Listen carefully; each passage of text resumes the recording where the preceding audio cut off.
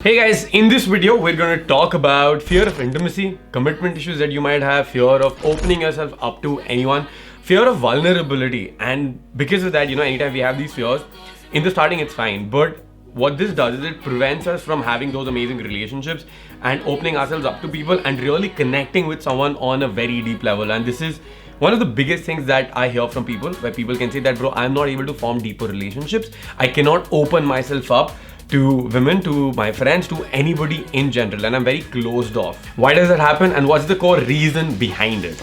Let's go.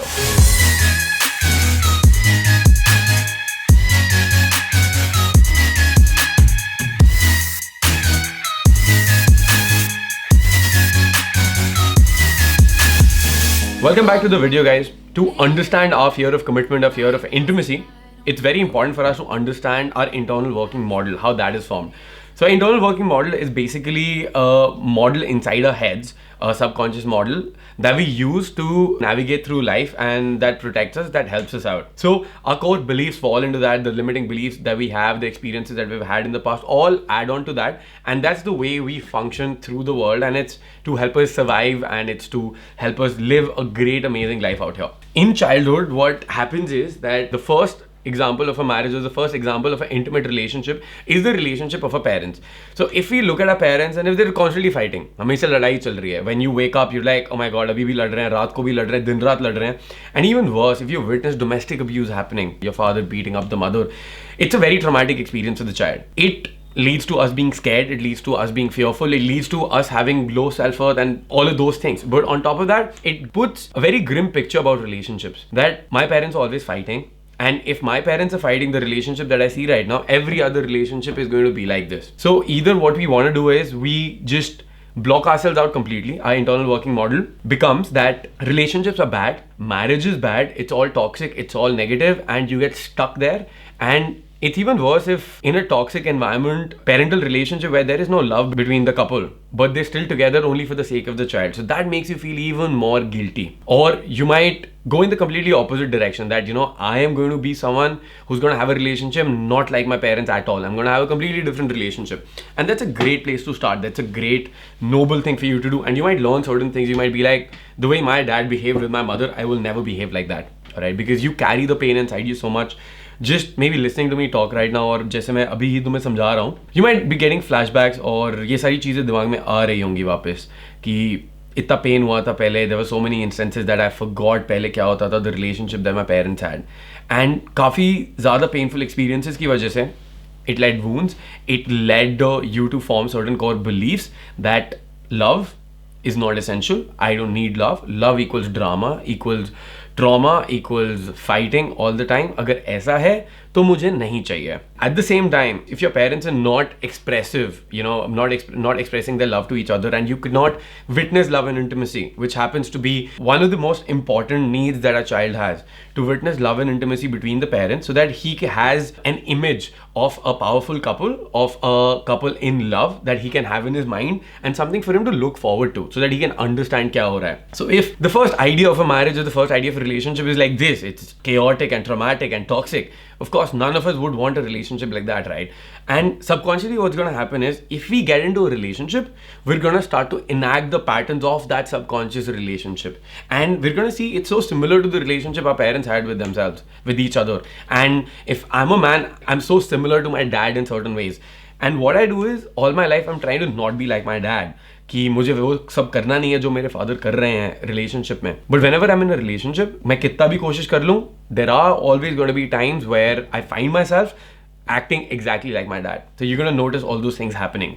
At the same time, if you're a girl, you're going to notice that you're going to be more like your mother. And at the same time, that could be like a cross connection as well, like your mother in a relationship, because you're more attached to your mother, or you could be like your father more because you're attached to the father. And that leads to my second point. So as a boy, if you're small, and at that time, what happened was, there was no one to meet your needs, but rather, because your parents had such a difficult relationship with each other, your mother felt lonely, your mother felt depressed, and she wanted to share something with someone, and there was no one apart from you for her to share, for her to open up. As a child, our job is not to take care of our parents. As a child, our job is to be taken care of. We've got needs, those needs need to be met by our parents because a child is completely dependent on his parents.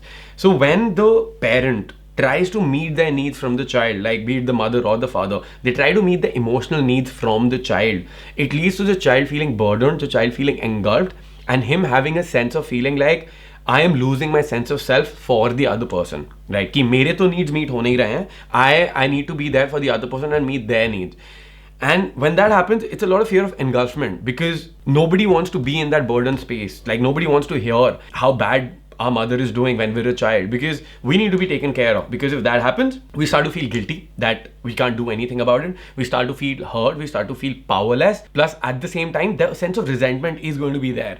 And no child wants to feel resentment towards his mother because if we feel that, we're like, yaar, please keep your problems to yourself. That's what we feel emotionally, right? Yaar, mujhe mat batao, please. Alright, it's too burdening for me, which it is. It's traumatic for the child to know those things. He needs to be taken care of at that time. So anytime that happens, the society says that you need to be there for your parents. Alright, doesn't matter if your parents are there for you or not. You have to be there for your parents no matter how young you are.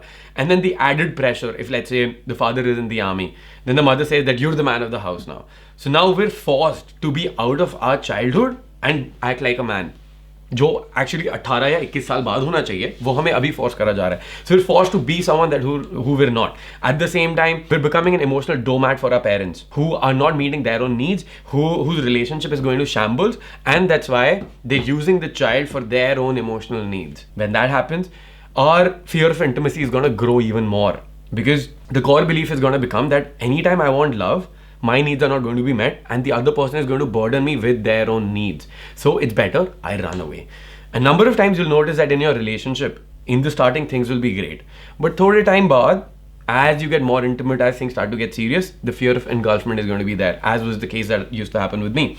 The fear of engulfment would come in and I would literally feel resentment. Like ek din pehle tak I was like, oh my god, this girl's amazing. The next day, it just suddenly turns into like, what the fuck?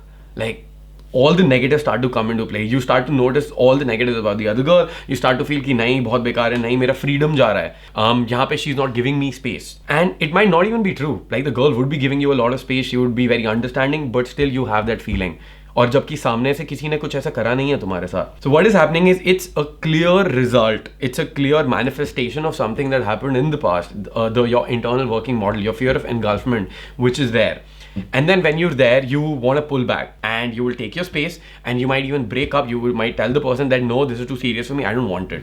But once you leave, in the end, your core needs are still going to be there.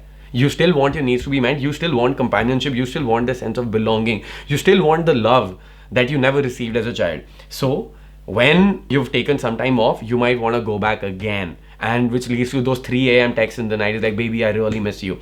Maybe you're the one who's sending texts. Maybe you're the one receiving those texts, all right? You might want to go back. And usually this is going to happen as soon as the other person is going to be moving away because your fear of abandonment is going to kick in. Another example, what used to happen earlier for me as well, and another client asked me the same question, is like, bro, you know, I sort of like broke up with my girlfriend, but hum on and off hamara relationship chal raha hai. And I sort of have a feeling that I need to still get her attracted to me although we're not dating.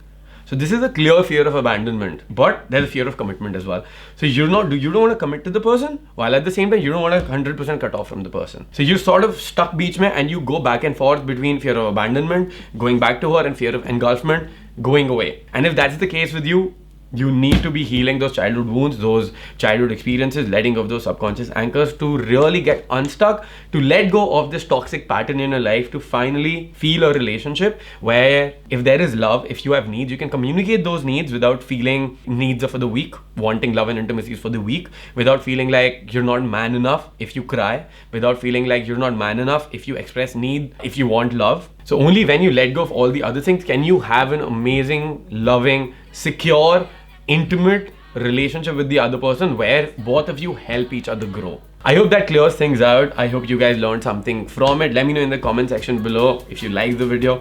At the same time, if you're still not subscribed yet, guys, come on, you know what to do. Hit the subscribe button, spank it, smash it, demolish it. I'll see you guys in the next video. This is Kshitij signing off.